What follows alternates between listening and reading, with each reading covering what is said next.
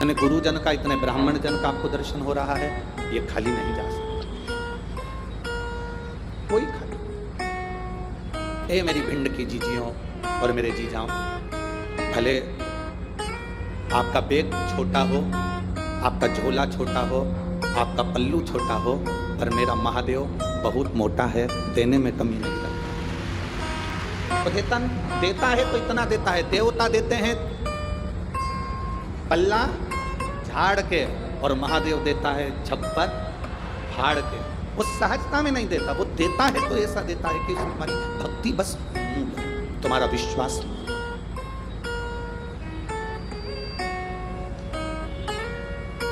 भगवान शंकर की पूजन श्री राम जी महाराज ने करी, रामेश्वर धाम की स्थापना करी। नल नील, ये बुद्धि, ये विवेक, ये चित्त, ये वृत्ति सब उसी ने दे दी। कहाँ दौड़ रहे हो? तुम्हारे पास में नल नील ऐसे बानर हैं जो राम नाम लिख के छोड़ेंगे, पत्थर का स्पर्श करेंगे और पत्थर तिर जाएंगे। तुम्हारे पास में वो बानर हैं जिनका स्पर्श करते से पत्थर तिर जाए। अब जरा विचार करना है आपको और हमको शंकर सुमन शिव महापुराण कथा का।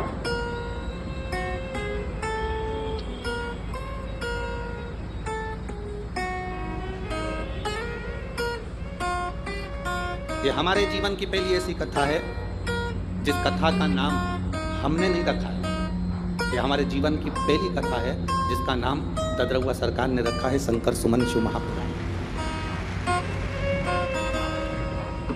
अपनी जीवन की पहली कथा है। हमेशा कथा का नाम हम देते थे, पर अब की बार हम समीर को बोले, आशीष जी को बोले, जो सरकार कहेंगे वो कथा का नाम। तो क्या उनका मन है चंबल क्षेत्र में शंकर सुमन हो, बाबा के नाम से हो, हनुमान जी के नाम से हो। हमने कहा जो सरकार ने लिख दिया, सील थप्पा लग गया, वो कथा बाबा हनुमान जी महाराज खुद बाँचेंगे। अपने को नहीं बाँचना है, वो खुद आके बाँचेगा। ददरउआ धाम वाला श्री बालाजी महाराज, श्री हनुमान जी खुद बाँचेगा, अपने को नहीं बाँचेगा।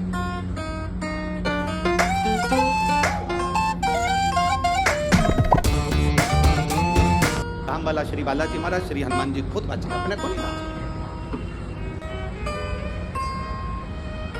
शिव कृपा जब होती है तब जीवन का एक आनंद प्रकट होता है।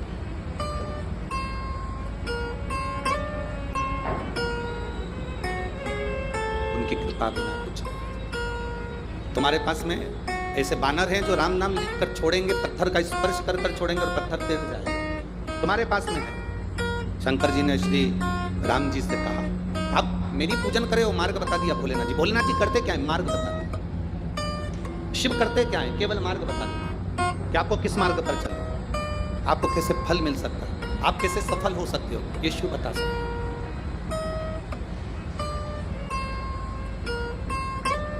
अब राम जी ने नल नील को बुलाया कि तुम्हारे पास में कोई ऐसी विद्या है। वो विद्या तुम्हें श्राप लगा था, क्योंकि तुम संतों के सामान को पानी में फेंक देते थे, वो डूब जाता था। तो संतों ने कह दिया जो भी चीज फेंकेंगे वो तैर जाएगा। कभी कभी श्राप भी दुआ का काम कर जाता है, श्राप भी आशीर्वाद का काम कर जाता है। आप में से कितनी माताएं बैठी होंगी, आप में से कितनी बहुएं बैठी होंगी, और आप में से कितने लोग आस्था चैनल पर कथा सुन रहे होंगे, फेसबुक यूट्यूब पर कथा सुन रहे होंगे, जिनके घर के माँ बाप उनको गाली बके होंगे। सास 24 घंटा बहुओं को कोसी भी होगी, गाली भी दी होगी, अपशब्द भी कहे होंगे, ताने भी दिए होंगे। पर कभी भविष्य पुराण को उठाकर पढ़ना, उस भविष्य पुराण में एक बात लिखी हुई है। आप अगर गीता प्रेस गोरखपुर की भविष्य पुराण पढ़ेंगे तो उसके 36वें नंबर के प्रश्न को आप पढ़ सकते हो। भविष्य पुराण के अंतर्गत वर्णन किया, घर के बुजुर्ग, घर की माता, घर के पिता अगर क्रोध में आकर अपने बच्चे को, अपनी बहू को, अपने बेटे को, अपने पोते को, अपनी पोती को गाली भी दे देते हैं, अपशब्द भी कह देते हैं, तो घर के बुजुर्ग के मुख से निकली हुई गाली भी आशीर्वाद का काम कर जाती है, उसका कल्याण कर देती है,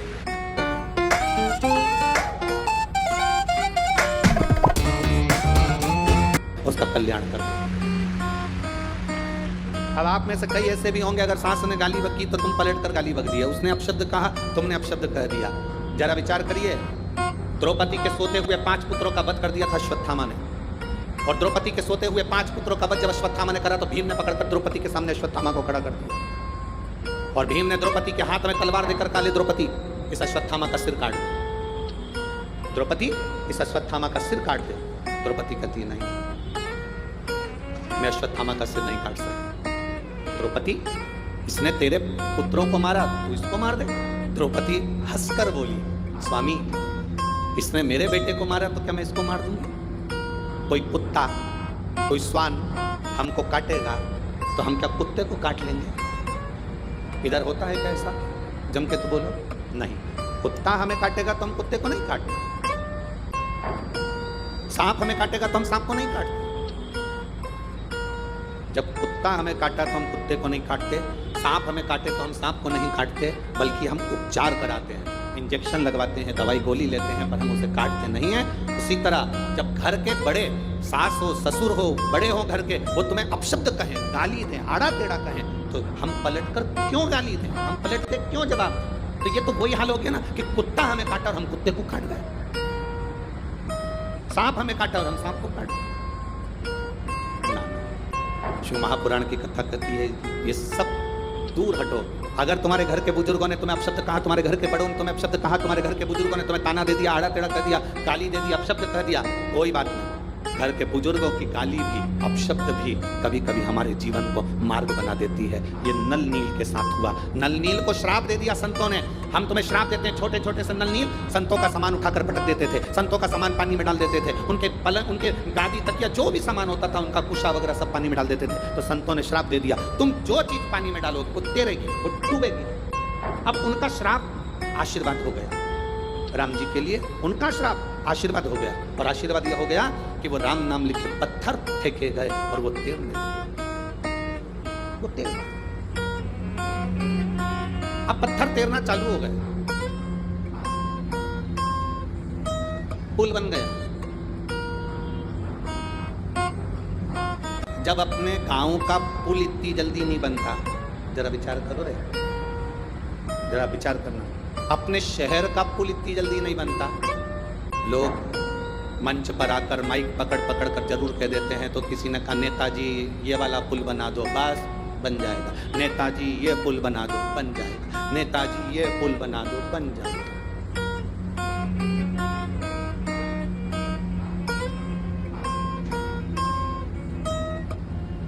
जो तुमने कहा नेताजी ने वो करा। क्या इतनी जल्दी पुल बन गए? जम के बोलो जरा, ए भिंड वालों, इतनी जल्दी पुल बन गए? जो बोले थे वो पुल बन गए इतनी जल्दी? नहीं बन पाए। राम जी का पुल इतनी जल्दी कैसे बन सकता? पत्थर तैरना चालू करे, पुल बनना चालू हुआ। इतने में रावण को सूचना पहुंच गई। रावण के पास सूचना। शंकर क्या करते हैं जरा वो देखिएगा, शिव क्या करते हैं वो समझिए। रावण के पास सूचना, और जैसे ही रावण के पास सूचना पहुंची, रावण ने सूचना पाते से उसी समय पर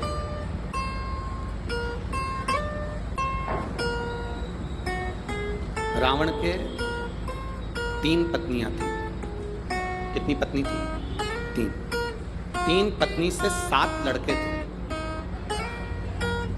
3 पत्नी से 7 लड़के थे और एक रावण की लड़की थी, जिसको स्वर्ण मच्छा कहा गया। अब आप कहेंगे गुरुजी ये कौन सी रामायण में से लिया गया है? तो आप अगर स्मरण करेंगे तो ये राम के रामायण का ये एक प्रसंग, बड़ा सुंदर प्रसंग है महाराज। थाई और कंबोडिया में ये रामायण का बड़ा प्रचलन है वहां पर। तो राम के रामायण में लिखा, रावण की 3 धर्म पत्नियां थीं। उन 3 धर्म पत्नियों के 7 लड़के थे। 7 लड़कों में एक बहन थी जिसका नाम था स्वर्ण मच्छा, जिसको कहते थे स्वर्ण परी। रावण ने अपनी बेटी को बुलाया और बेटी से कहा, बेटी सुन, तू स्वर्ण परी है, मेरी बेटी है, तुझे मालूम है राम नाम लिखे पत्थर तैराए जा रहे हैं और पुल बांधा जा रहा है, कुछ ऐसा कर दे कि वो पुल ना बने। स्वर्ण मच्छा समुद्र में गई, अपने पिता के शब्द सुनकर पानी में गई, और पानी में जाकर उसने अपने समुद्र के अंदर जितने भी जल के अंदर जितने भी जीव थे उन सबसे कहा, मेरा कहना मानो, इस सारे पत्थरों को उठा उठा कर एक कोने में लगाना चालू कर दो। जैसे ही नल नील पत्थर फेंकते, वो पत्थर जाते, पुल बनकर आधा तैयार हुआ था। आधे पुल का सामान उठाकर सारे के सारे समुद्र के जीव उन पत्थरों को ले जाके छुपा देते। बड़ी आफत खड़ी हो गई। अब जब आफत खड़ी हुई तो लक्ष्मण जी ने, लखनलाल जी ने तुरंत उसी समय पर श्री हनुमंत लाल जी को बुलाया और हनुमंत लाल जी को बुलाकर कहा, श्री हनुमान जी महाराज ये बताओ कि ये पत्थर इतने तेराए जा रहे हैं, इतने पत्थर तेरा रहे हैं, ये पत्थर सब जा कहाँ रहे हैं?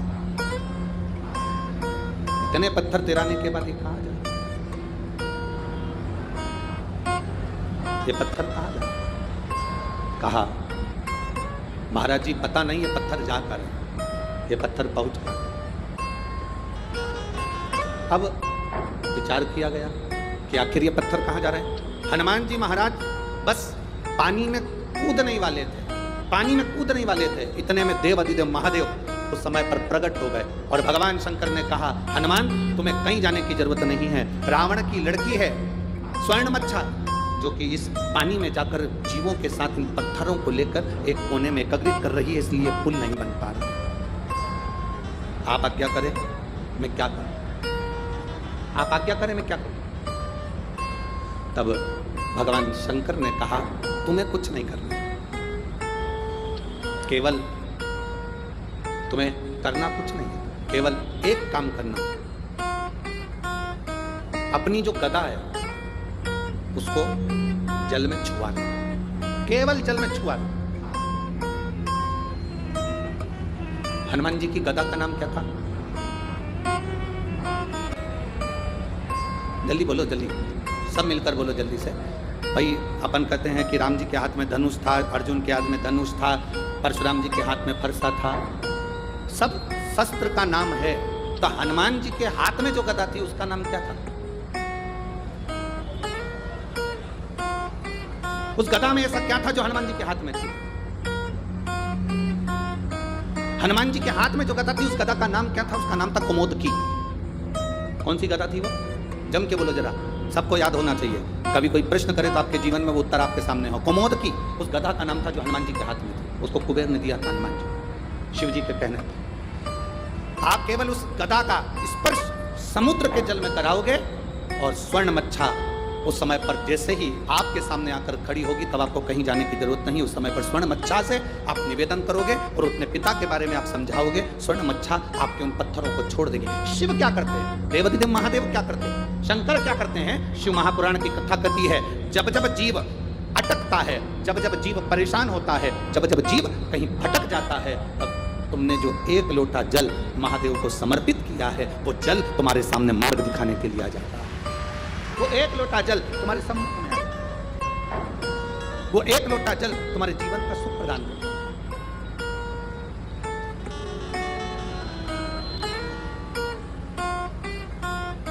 महाराज कल अपन ने कथा में श्रवण करा था, भगवान शंकर भगवान की धर्मपत्नी माता सती दक्ष प्रजापति के यज्ञ में जाती हैं और उनका शरीर उस यज्ञ की अग्नि में कूद कर उन्होंने अपने प्राणों को त्याग दिया। सती मैया का शरीर यज्ञ की अग्नि में चले गया था और सती का जो अगला जन्म हुआ था वो कोयल का हुआ।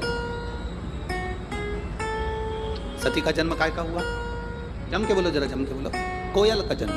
पार्वती तो बाद में बनी माता सती, पहले माता सती को कोयल बनना पड़ा था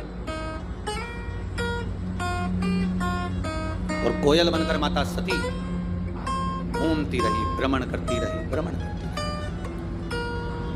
भ्रमण करते करते कोयल बनी माता सती।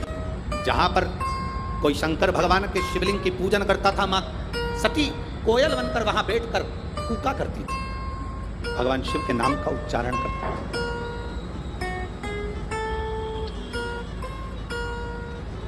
अब किसी ने प्रश्न किया, गुरुजी भगवान शंकर की पत्नी थी माता सती, तो उनको कोयल तो बनना नहीं था, वो कोयल क्यों बनी?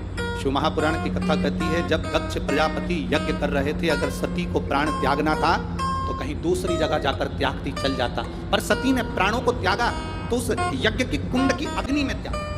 कोई साधु, कोई सन्यासी, कोई तपस्वी, कोई साधक, कोई उपासक, कोई संत, कोई ब्राह्मण, कोई गृहस्थी भी अगर कोई अच्छा कार्य कर रहा है, कोई तुम्हारे नगर में, तुम्हारे गांव में, तुम्हारे क्षेत्र में, तुम्हारे इस परिवार में कोई अच्छा काम कर रहा है, उसमें कभी अड़चन मत डालो। अगर अड़चन डालते हो तो अड़चन डालने वाला एक ना एक दिन पक्षी का जन्म पाता है। पक्षी का जन्म उसको लेना ही पड़ता है।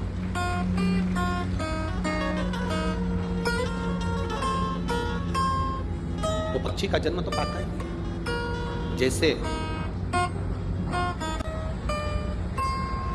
84 लाख योनियों में 20 लाख योनि पेड़ पौधे की है। 84 लाख योनियों में 20 लाख योनि पेड़ पौधे की है। 20 लाख। अब वो 20 लाख योनि पेड़ पौधे की मिली, क्यों मिली, उसका कारण क्या था, किस कारण से मिली? केवल एक कारण था पेड़ पौधे की योनि पाने का, कि आप अपने आसपास में जितने वृक्ष लगे रहते हैं, जितने पेड़ पौधे लगे रहते हैं, जितने वृक्ष लगे रहते हैं, उन वृक्षों को आप काटते हो, तोड़ते हो, बेकार कर देते हो, तो वो वनस्पति का जो देवता है वो भी आपको वृक्ष बनने का, पौधा बनने का श्राप देता है। हमने एक बात पहले भी कथा में कही, अगर यहाँ भिंड की जीजियों ने सुनी होगी तो उनके स्मरण में होगा। बेलपत्री का पत्ता बेलपत्री के वृक्ष से तोड़ लो, उतार लो, मना नहीं है। तुलसी का दल तुलसी के पौधे से उतार लो, मना नहीं है। पीपल का पत्ता पीपल के वृक्ष से उतार लो, मना नहीं है।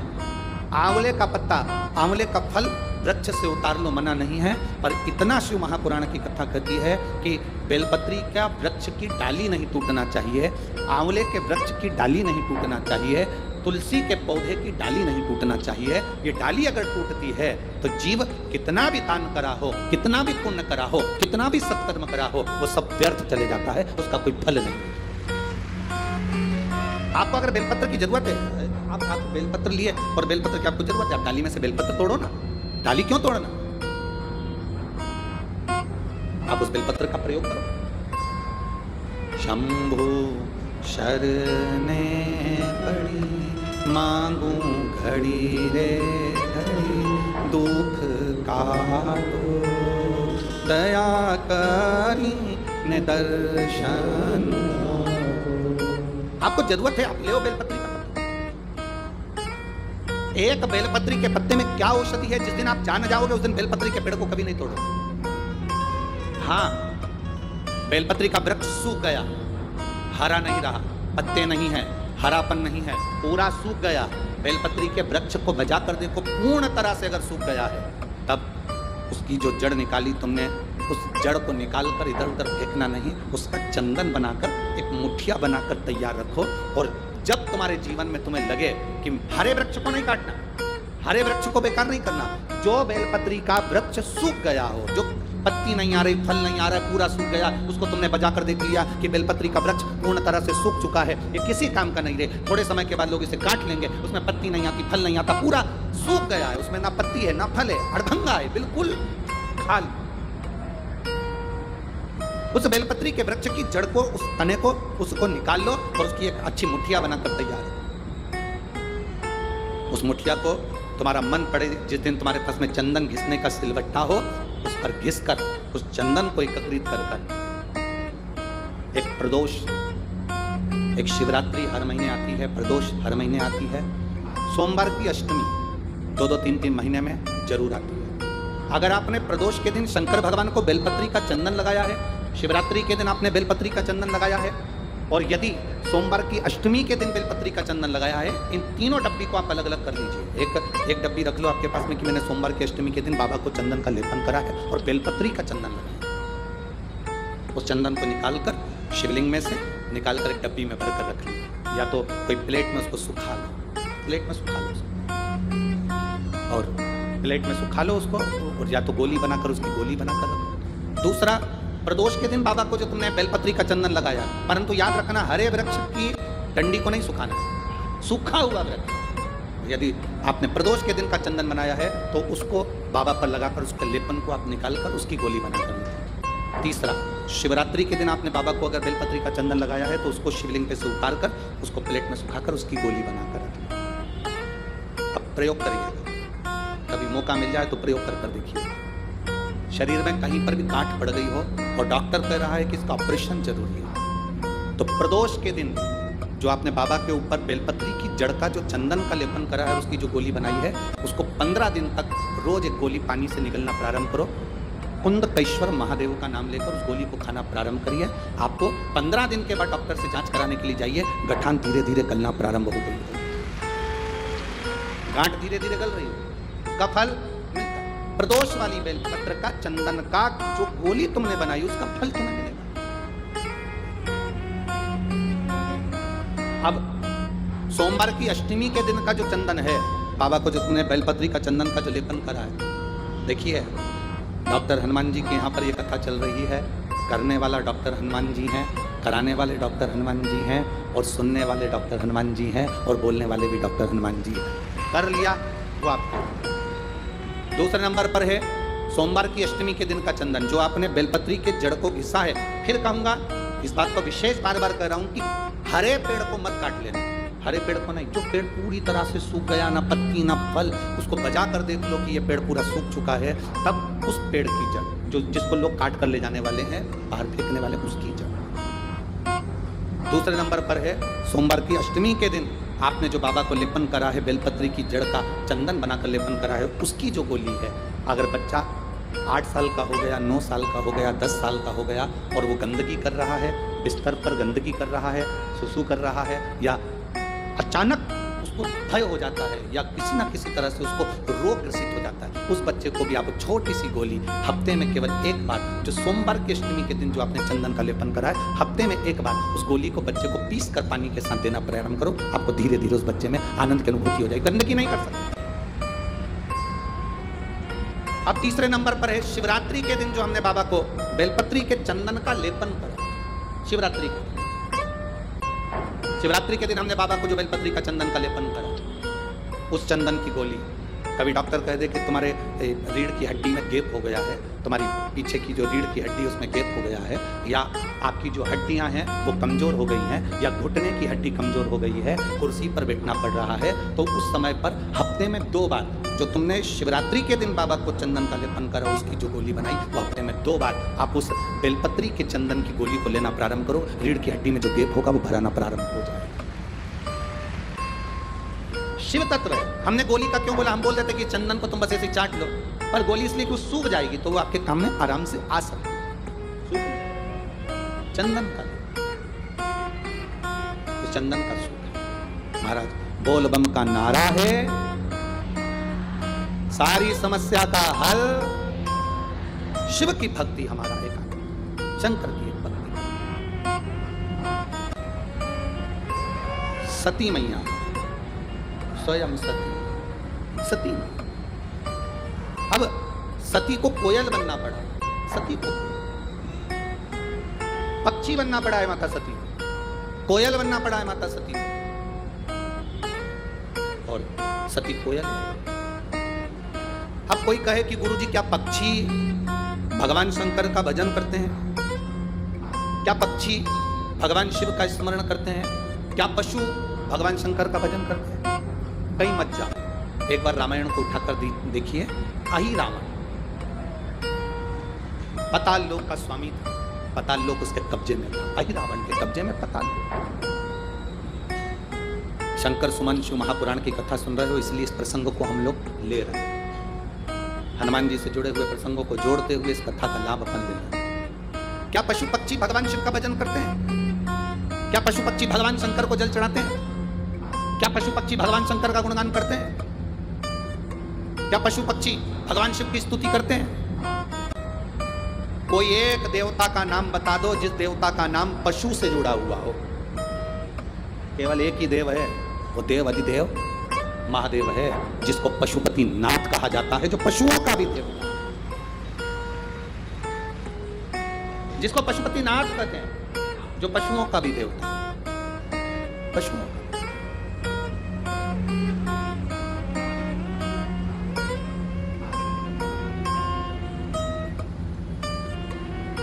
किसी देवता को पशुओं का नाथ नहीं कहा गया,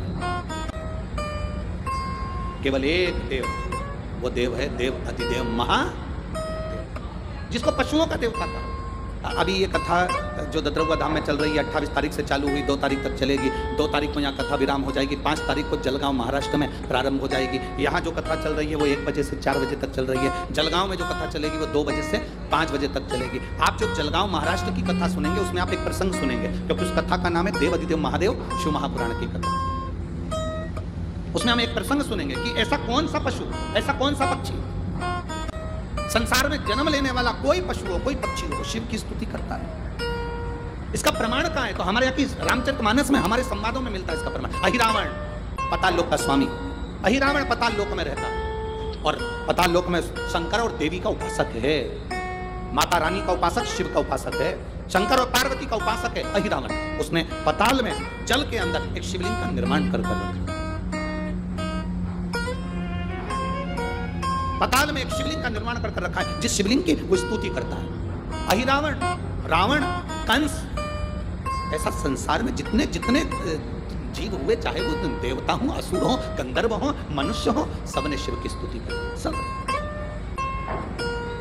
अहिरावण शंकर के शिवलिंग की पूजन कर रहा है, शिव के शिवलिंग की स्तुति कर रहा है।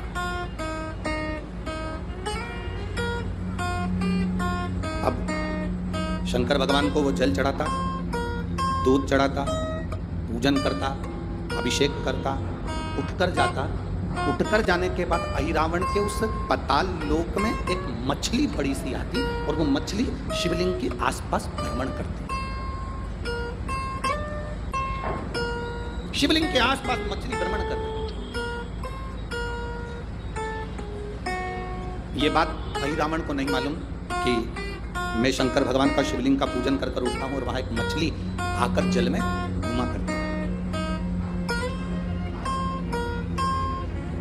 पूजन करते समय, तुलसी को जल चढ़ाते समय, अभिषेक पूजन करते समय, घर में आप पूजन कर रहे हैं, उस समय पर तुलसी को जल चढ़ा रहे हो, उस समय पर पीपल की पूजन कर रहे हो, उस समय पर बेलपत्री का पूजन कर रहे हो, उस समय पर आंवले का पूजन कर रहे हो, उस समय पर या कोई पूजन भजन आप कर रहे हैं, उस समय पर दरवाजे पर अगर 3 सामने खड़े हो जाते हैं तो ये समझ लेना कि आपकी पूजा को भगवान ने स्वीकार कर लिया। कौन 3 है उसका स्मरण करिएगा। पहला, पूजन करते समय, भगवान की आराधना करते समय अंदर मंदिर में अपने घर में बैठकर आप भगवान निला रहे हैं, भगवान की पूजन कर रहे हैं, अर्चना कर रहे हैं, सेवा कर रहे हैं, माला जाप कर रहे हैं, पूजन अर्चना कर रहे हैं, तुलसी को जल चढ़ा रहे हैं, उस समय पर 3 का दर्शन अगर आपको हो जाता है, आपके दरवाजे पर अगर आ जाते हैं तो आपका समझ लेना पूजा स्वीकार हो गया। पहले नंबर पर पूजन करते समय दरवाजे पर गौ माता आकर खड़ी हो जाए, समझ लो तुम्हारा पूजन सफल हो गया। आप पूजन कर रहे हैं अंदर से, गाय रंभा रही है, आप पूजन कर रहे हैं अंदर से, गौ माता गौमूत्र कर रही है, आप पूजन कर रहे हैं अंदर से, गौ माता गोबर कर रही है, आप पूजन कर रहे हैं अंदर से और गाय दरवाजे पर आकर खड़ी हो गई। तुम्हारी अर्चना में, तुम्हारी आराधना में, तुम्हारी साधना में गौ माता तुम्हारे सामने आकर खड़ी हो जाए। पूजन के समय पर अचानक आकर तुम्हारे द्वार पर, तुम तुलसी को जल चढ़ा रहे हो, तुम्हारे दरवाजे पर आ जाए। और मेरा विश्वास करता है, यहाँ जितनी मेरी जीजियां बैठी हैं, यहाँ जितने मेरे जीजा बैठे हैं, ये मेरा विश्वास करता है आपके साथ कभी ना कभी ये जरूर हुआ होगा, पूजन के समय पर गौ माता का दर्शन होता ही। ये मेरा विश्वास करता है। और ये कब होता है? जिस दिन आपका चित्त, मन, वृत्ति भगवान में रमी हो। चाहे तुम राम जपो, हनुमान जपो, शिव जपो, तुम्हारी मर्जी पड़े वो जपो। तुम देवी की भी पूजन कर रहे हो, किसी की देवता की पूजन कर रहे हो, कुल देवता की पूजन कर रहे हो, दिल से कर रहे हो, तो ये 3 का अगर दर्शन हो जाए तो कार्य सफल है। पहला, जम के बोलो गौ माता। दूसरे नंबर पर हमारे यहाँ हम पूजन में लगे हुए हैं, आराधना में लगे हुए हैं, भगवान की अविरल भक्ति में लगे हुए हैं, भगवान की पूजन, आराधना और भक्ति में हम तल्लीन हैं। और दूसरे नंबर पर उस पूजन करते समय पर तुम्हारे घर की बहन बेटी तुम्हारे दरवाजे पर आ जाए तो समझ लो पूजन सफल हुआ है। क्या बहन बेटी के आने से पूजन सफल हो सकता है? कहां लिखा हुआ है महाराज जी? आप इतनी बड़ी बड़ी बातें करते हो। पूछने वाले पूछ सकते हैं, कहने वाले कह सकते हैं, आपने कैसे कह दिया कि बहन बेटी के आने से सफल हो जाता करे? तो आप उठाओ, हिमालय राज का बेटा बाणासुर से दोस्ती कर लेता, माता पार्वती का भाई बाणासुर से दोस्ती कर लेता है, और दोस्ती कर लेता है तो उसके चुंगल में फंस जाता है, बाणासुर के चुंगल में भाई संकट में आ जाता है। आज हिमालय राज और मैनावती दोनों बैठकर भगवान की आराधना कर रहे थे, इतने में पार्वती का आगमन हो जाता है। पार्वती ने आते से ही देखा, पिताजी आप आराधना कर रहे हो, पूजन कर रहे हो, किस लिए, क्यों? मैनावती ने कहा तेरा भाई संकट में घिरा हुआ है। पार्वती ने कहा क्यों चिंता करते हो, क्यों चिंता करते हो? पिताजी मैं आई हूं ना, चिंता मिटा दूंगी, चिंता मिटा दूंगी, आप चिंता ना करो। क्या हुआ? बाणासुर तेरे भाई को कष्ट देगा। बेटी पार्वती ने संकल्प ले लिया उस बाणासुर का अंत मैं करूंगा। ना भगवान ब्रह्मा बाणासुर को मार सके, ना भगवान कृष्ण बाणासुर को मार सके। बाणासुर की कन्या भगवान कृष्ण के पास में, वहां उनके पौत्र के पास में गई, भगवान कृष्ण का युद्ध बाणासुर के साथ हुआ, 1000 भुजा, तो बाणासुर को भगवान कृष्ण नहीं मार सके। बाणासुर को न नारायण मार सके, न ब्रह्मा मार सके।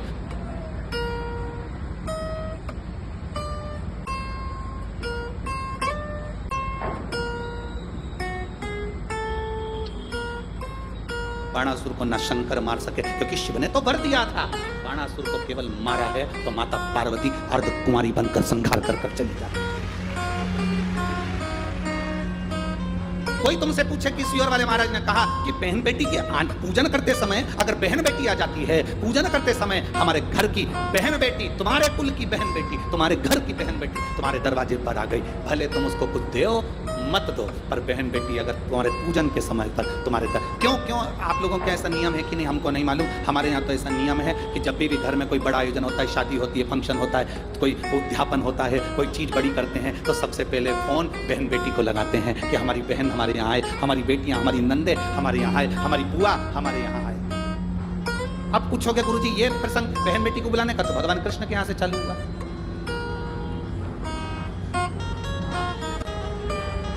नंद बाबा की कितनी बहन थी?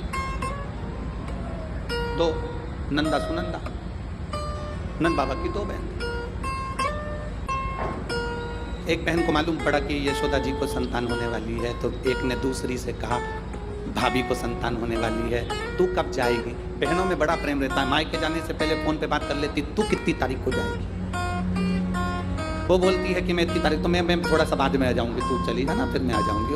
अब भाभी को कोई नहीं है संभालने वाला, तो जापा तो अपने को संभालना पड़ेगा, डिलीवरी तो अपने को देखना पड़ेगी। एक काम कर, 15 दिन पहले तू संभाल लेना, 15 दिन बाद मैं संभाल लूंगी। हाँ ठीक है। नंदा सुनंदा दोनों ने आपस में बात कर ली कि भाभी को संतान हो तो तू, तो आ गई नंदा। नंद बाबा की बहन नंदा आकर घर में रहने लगी, और भाभी को जब जापा हुआ तो सबसे पहले नंदा भगवान को हाथ जोड़कर कहती है, बाबा ऐसी कृपा करना, ए बाबा ऐसी कृपा करना, मेरे भैया की यहाँ 60 साल के बाद तो औलाद हो रही है, तो ऐसी कृपा करना कि उनके घर में लड़का हो जाए। और नंदा हाथ जोड़ती यशोदा जी के कक्ष में गई, और जो कक्ष में गई जाकर जो दर्शन करा तो लाला का दर्शन था। नंदा खुश हो गई, थाली उठाकर बजाने लगी कलदार से, और एक थाली को उठाकर उस नंदा ने बजाया, थाली को उठा,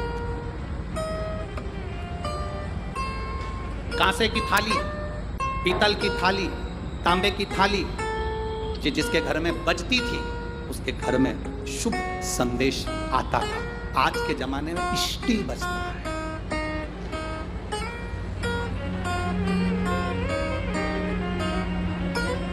अब तो स्टील भी गया, प्लास्टिक,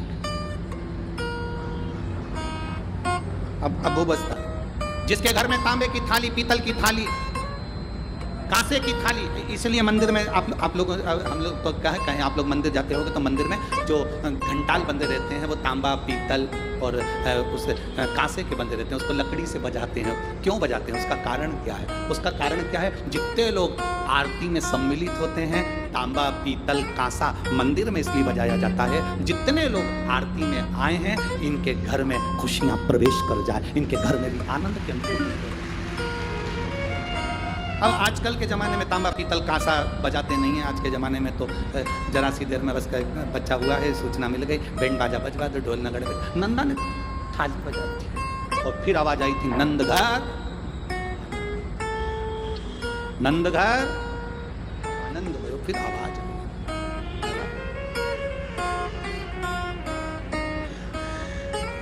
शिव तत्व का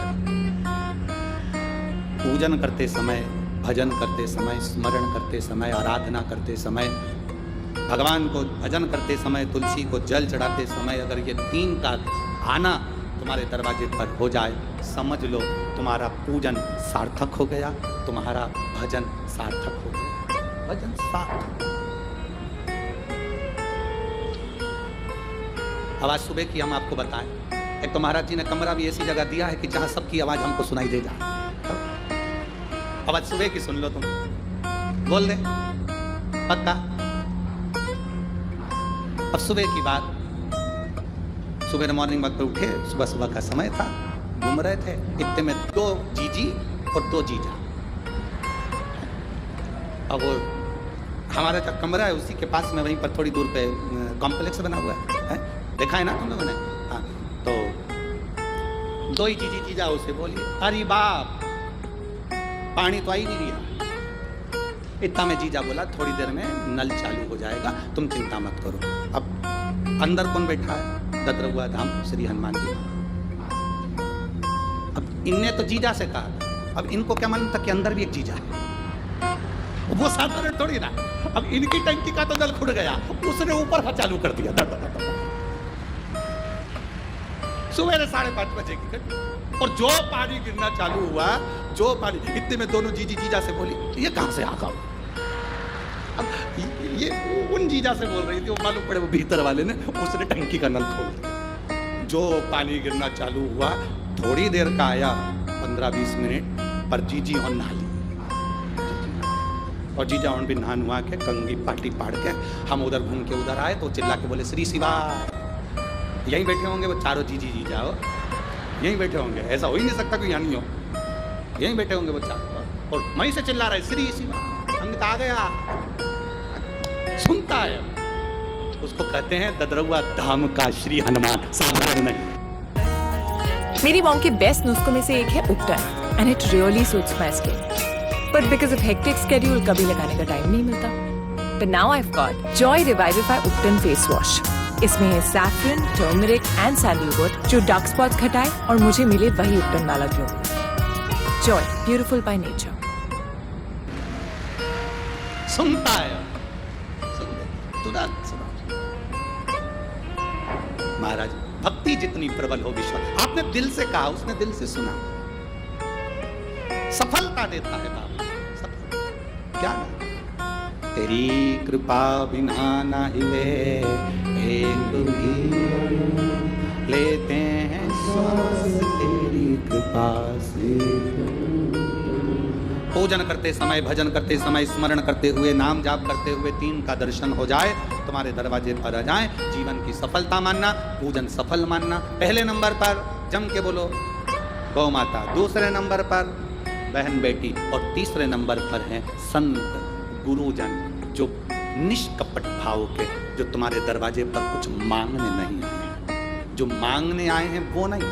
पूजन करते समय तुम्हारे दरवाजे पर कोई संत, कोई ब्राह्मण, कोई गुरुजन, कोई भक्त ऐसा आ जाए जो मांगने नहीं आया, फिर बस तुम्हारे सामने तिलक लगाकर भक्ति में डूबा हुआ, भजन में डूबा हुआ, वो तुम्हारे सामने आ जाए, समझ लो कि तुम्हारी पूजन सफल होगा। मांगने नहीं, मांगने नहीं, केवल आया, भजन गाया, सीताराम कहा, हर हर महादेव कहा, श्री शिवाय नमस्तुभ्यम कहा, जय श्री हनुमान जी कहा, और वो अपना चले गया। तुम्हारे दरवाजे पर मांगा नहीं उसने। असली संत तुम्हारे दरवाजे पर, गुरुजन, ब्राह्मणजन, भक्तजन, कोई भगवत प्रेमी तुम्हारे दरवाजे पर दर्शन हो जाए पूजन के समय पर, समझ लो कि उसने स्वीकार कर लिया, उसने स्वीकार कर लिया। अहिरावण शिवलिंग की पूजन करता है, चले जाता है, एक मछली शिवलिंग के आसपास घूमती रहती है। अहिरावण जो जल चढ़ाता है, अहिरावण जो दूध चढ़ाता है, अहिरावण जो पदार्थ चढ़ाता है, मछली उसको ग्रहण कर लेती है। माता सती कोयल बनकर शिव की आराधना कर रही है। एक मछली शिवलिंग के आसपास घूमकर पाताल लोक में शंकर की आराधना कर रही है। एक मछली।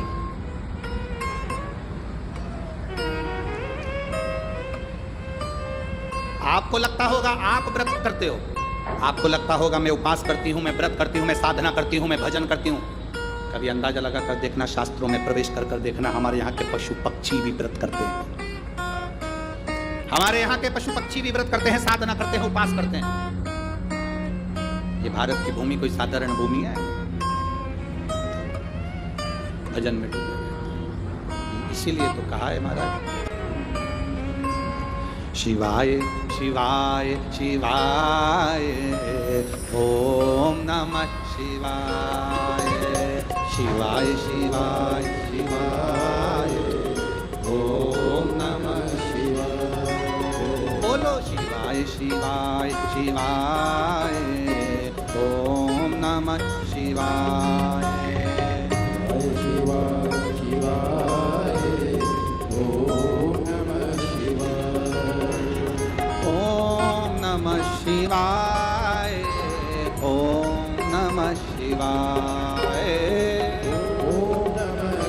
आओ से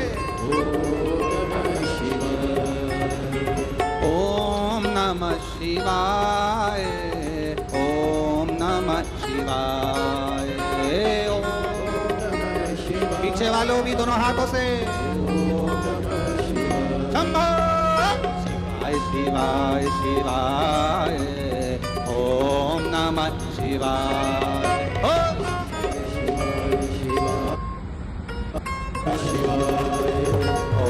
नमः शिवाय, आप भजन करते हैं। मछली घूम रही है अहिरावण के यहाँ, अहिरावण उठकर चले जाता है। मछली शिव जी के आसपास में जो चढ़ाया गया सामान था, वो मछली उस पदार्थ को ग्रहण कर लेती है। उस मछली ने पदार्थ को ग्रहण करा। एक दिन अहिरावण कहीं चले गए। बहुत विशेष कथा है शिव महापुराण की, शायद आप लोगों ने सुनी ना सुनी वो हमको नहीं, और बहुत ध्यान लगाकर सुनोगे तो उस कथा का रसतत्व आपको प्राप्त होगा। ददरुआ धाम सरकार के इस पवित्र आनंद में ये कथा चल रही है, आप भाव से सुनो। पूरे आस्था चैनल और पूरे फेसबुक यूट्यूब पूरे विश्व को कहूंगा इस कथा का रसतत्व अपने जीवन को उतारेंगे। क्या पशु पक्षी भजन करते हैं? शंकर जी के मंदिर में चींटी का क्या काम है? हनुमान जी के मंदिर में चींटे का क्या काम है? झिंगुर का क्या काम है? चूहे का क्या काम है? भगवान के मंदिर में ये जीव, ये चींटी, ये झिंगुर, ये चींटा, इनका क्या काम? महाराज कोई पुण्य करे होंगे पूर्व के, अपने कर्म को भोगते भोगते भोगते चींटी का जन्म मिल गया। चींटी बनकर किसी भगवान हनुमान जी के, राम जी के, शंकर जी के मंदिर में चली गई, और जाने के बाद उनका प्रसाद मुख में गया तो चींटी की योनि के बाद में झिंगुर की योनि होती है, वो योनि नहीं मिली। चींटी की योनि के बाद भगवान का प्रसाद पाते पाते मनुष्य की योनि में चली गई। डायरेक्ट वो योनि प्राप्त हुई, डायरेक्ट।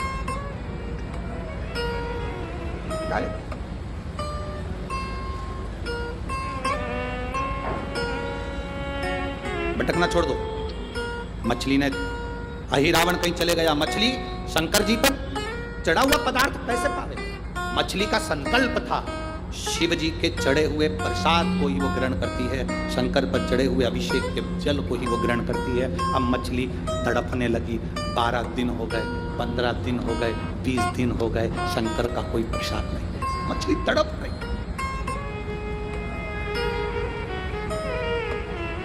आपको केवल आपकी चिंता है, आपको केवल आपकी चिंता है। मेरे विश्वनाथ को पूरे विश्व की चिंता है, मेरे विश्वनाथ को पूरे विश्व की चिंता है। हमने पहले कथा में कहा, आज फिर कर रहे हैं, कोई देर से बनता है, कोई जल्दी बनता है, और महादेव को जल चढ़ाने वाला एक दिन सेठ जरूर बनता है। उसको शंकर भगवान के चढ़े हुए जल का आचमन करा है, वो खाली नहीं जाएगा। शंकर भगवान पर बेलपत्र चढ़ाई है, वो खाली नहीं जाएगा। आप ददरुआ धाम आए हैं, बालाजी का दर्शन करें, हनुमान जी का दर्शन करें, वो खाली नहीं जाएगा।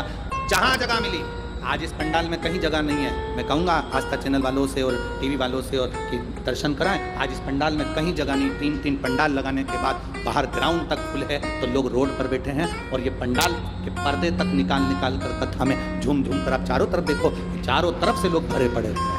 कहाँ जगह? लोग रोडों पर, आप टीवी के माध्यम से, रेडियो के माध्यम से देखिए, पूरे ग्राउंड में कहीं जगह नहीं, कहाँ? रोडों पर लोग बैठे हुए। कहाँ? कोई लेट बनता है, कोई जल्दी बनता है। महादेव को जल चढ़ाने वाला एक दिन सेठ जरूर बनता है, वो बनेगा निश्चित।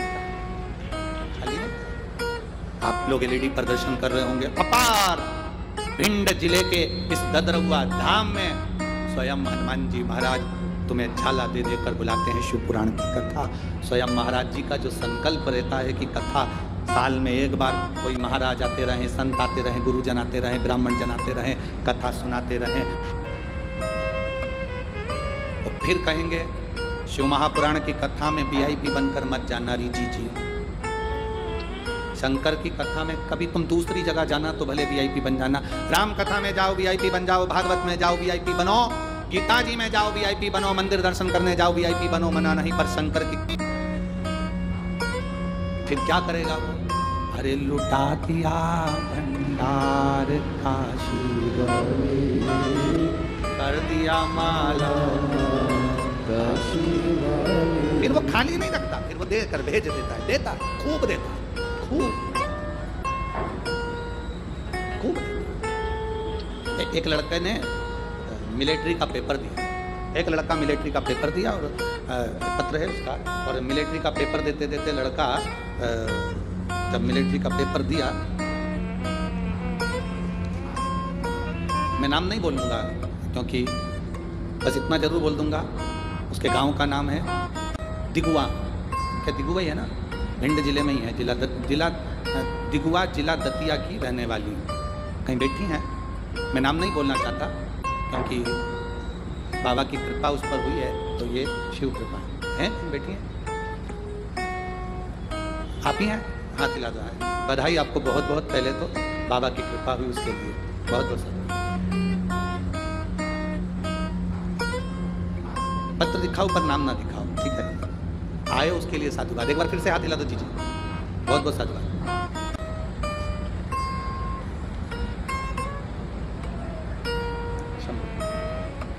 मैं दिगुआ जिला दतिया की रहने वाली हूँ गुरुदेव। पंडाल की कथा का फल बताना चाहती हूँ और शिव भगवान पर चढ़ाए गए जल का फल बताना चाहती हूँ। मेरा बेटा आर्मी की नौकरी के लिए अप्लाई करा, एक बार नहीं हुआ, दो बार नहीं हुआ, तीसरी बार उसका अप्लाई किया। अब एक मिनट में निकल गया, मेडिकल में निकलना था पर उसके शरीर में कोई रोग था, उसकी छाती का जो बैलेंस था उस रोग के अंतर्गत वो बराबर नहीं था, उसको एक गठान थी। अब गठान थी तो उसका ऑपरेशन होना था और ऑपरेशन वाले को उसमें सफलता नहीं मिलती आर्मी के अंतर्गत। अब करें क्या गुरुदेव? मैंने मेरे बेटे से कहा कि तू शिवजी पर जल चढ़ाया कर, वो सब समस्या का हल निकाल सकता है। बाबा 15 दिन बचे थे और मेडिकल होना था और जांच होना थी, पर बाबा की कृपा का मैं क्या गुणगान करूं। मेरे बेटे ने कहा मैं बाबा पर भरोसा रखा हूँ, माँ मेरा ऑपरेशन करा दे, गठान निकल गया। ऑपरेशन कराया अहमदाबाद में, गठान निकल गया। 15 दिन में गठान निकलने के बाद घाव कैसे सूखे, 15 दिन में मेडिकल होने कैसे, जाकर पूरे शरीर पर गया था। गुरु तेरा सहारा, शंकर पर जल चढ़ाया हुआ हाथ मेरा महादेव। मछली ने संकल्प ले लिया कि मैं चढ़ा हुआ जल ही जो शिवजी पर चढ़ाया गया, जो जल है शंकर पर अभिषेक का जो पदार्थ है, शिवजी पे चढ़ाया गया अभिषेक की जो सामग्री, अभिषेक। अब मछली नियम ले रही है, अहिरावण के जाने के, अहिरावण चले गया 15 दिन तक, अहिरावण नहीं आया, मछली तड़प रही है,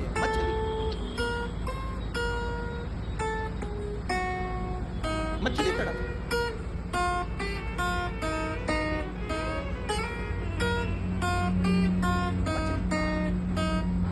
मछली का तड़फन, मछली का तड़फना।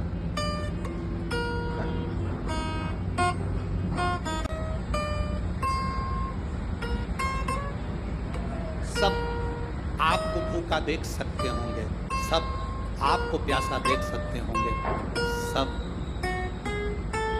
आपको खाली हाथ देख सकते होंगे, पर मेरा महादेव ना आपको खाली हाथ देखता है, ना मेरा महादेव आपको भूखा और प्यासा है।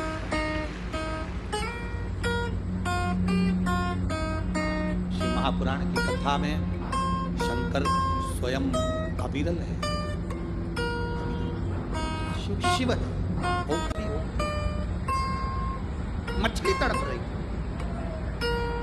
अब शंकर जी का चढ़ा हुआ पदार्थ उसको मिल नहीं रहा था, उसने नियम ले रखा था मैं शंकर के अभिषेक का ही पदार्थ, शिव जी का ही प्रसाद शंकर।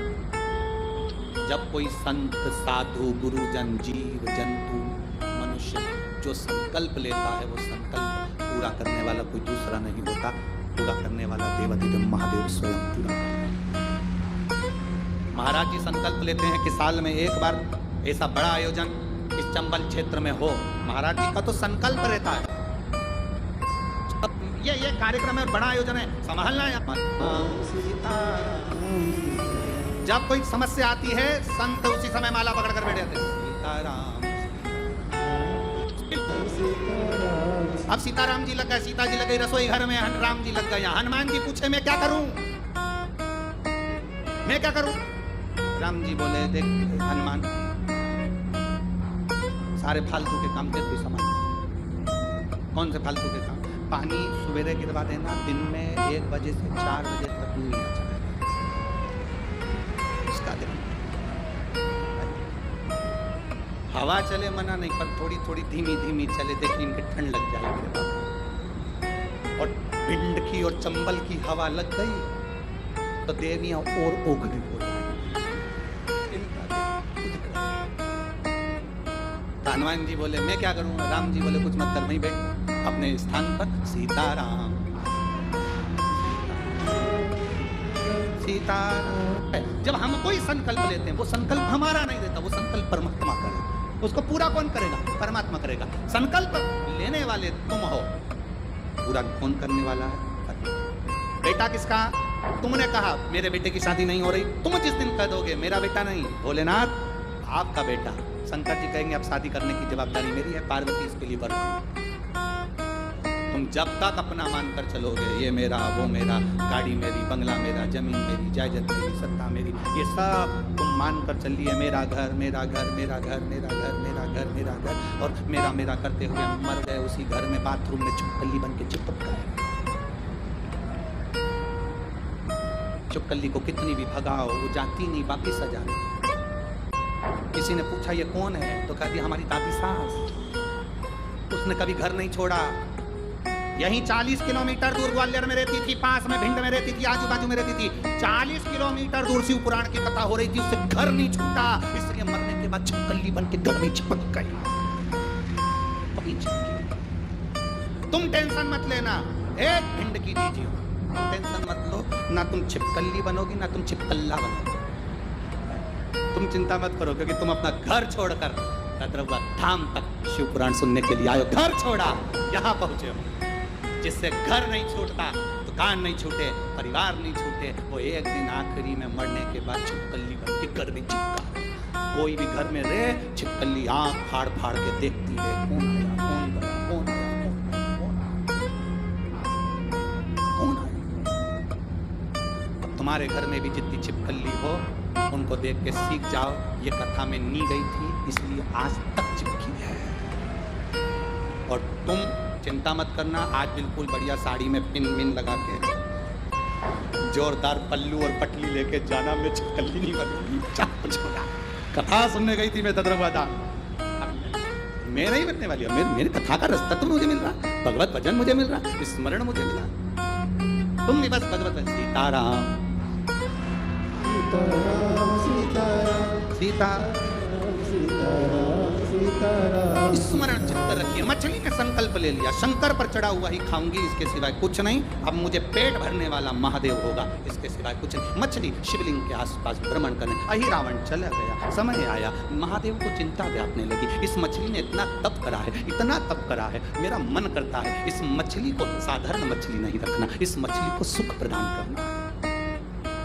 और मछली के बच्चे जन्म लेंगे मर जाएंगे, और मछली के बच्चे कभी राज सिंहासन तक नहीं पहुंच पाएंगे, पर इस मछली पर शंकर की करुणा हो गई, शिव की कृपा हो गई। हनुमान जी गए लंका जलाने के लिए, लंका जलाई हनुमान जी ने, वापिस आ रहे थे पूंछ बुझाने के लिए। पूंछ बुझाने हनुमान जी आए, शरीर में पसीना आ रहा था, पसीने की बूंद। शंकर का एक रूप है हनुमान, 11वां रुद्र अवतार है शंकर का हनुमान। शंकर जी का ही समझ लो पसीना, हनुमान जी के शरीर का पसीना समुद्र में गिर गया, वो जाकर मछली के पेट में। भूख लग रही थी, मछली खाती क्या थी? जो शंकर के जल, जो शंकर जी पे शिवलिंग पर जो चढ़ता था, उसकी जो गंध मिलती थी, मछली उसे पाती थी।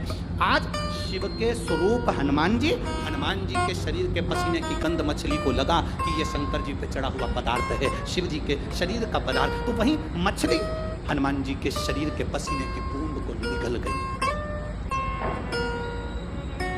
गर्भ ठेर गया।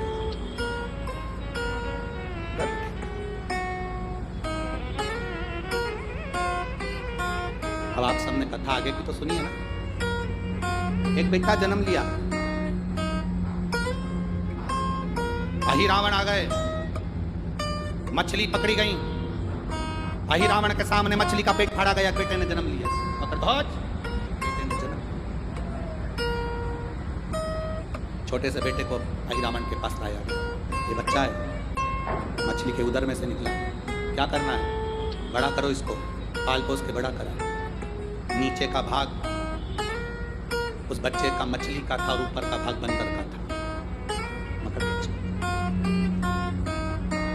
मकर ध्वज, नीचे से मछली का भाग था, ऊपर से बंदर का भाग था। दरवाजे का द्वारपाल बना दिया।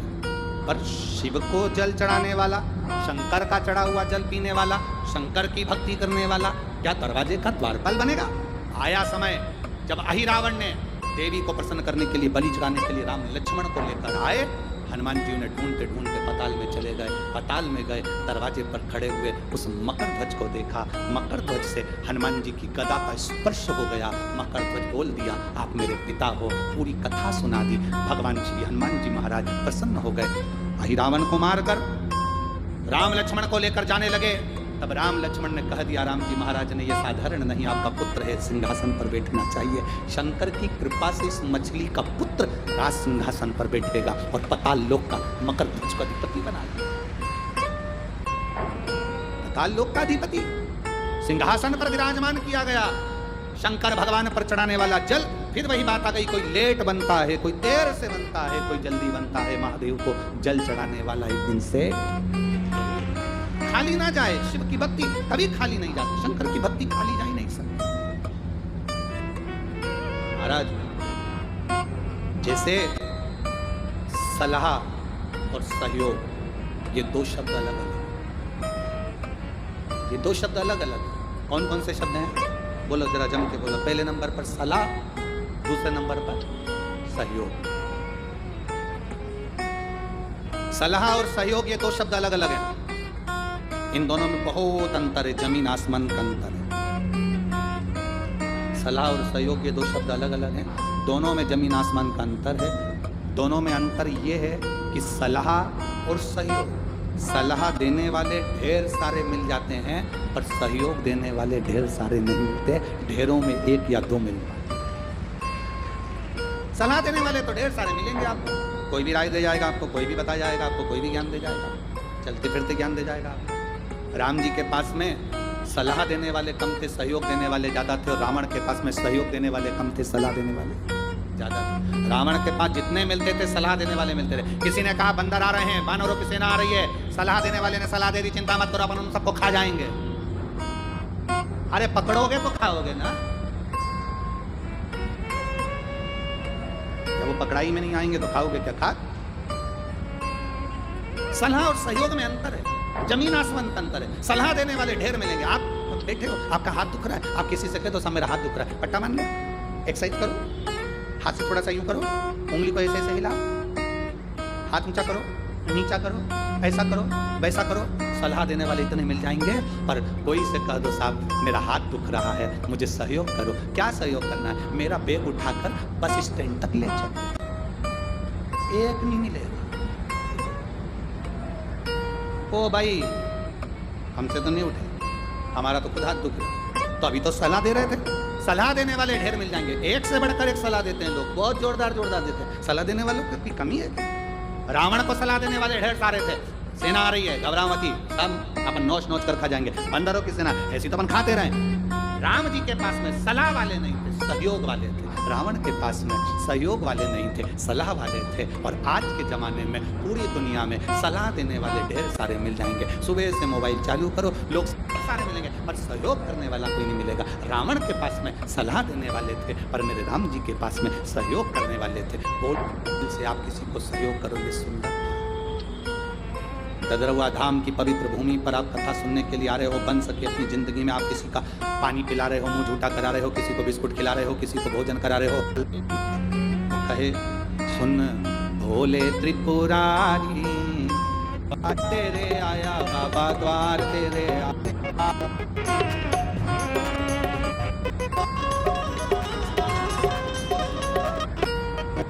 ओ त्रिपुरारी द्वार तेरे आया।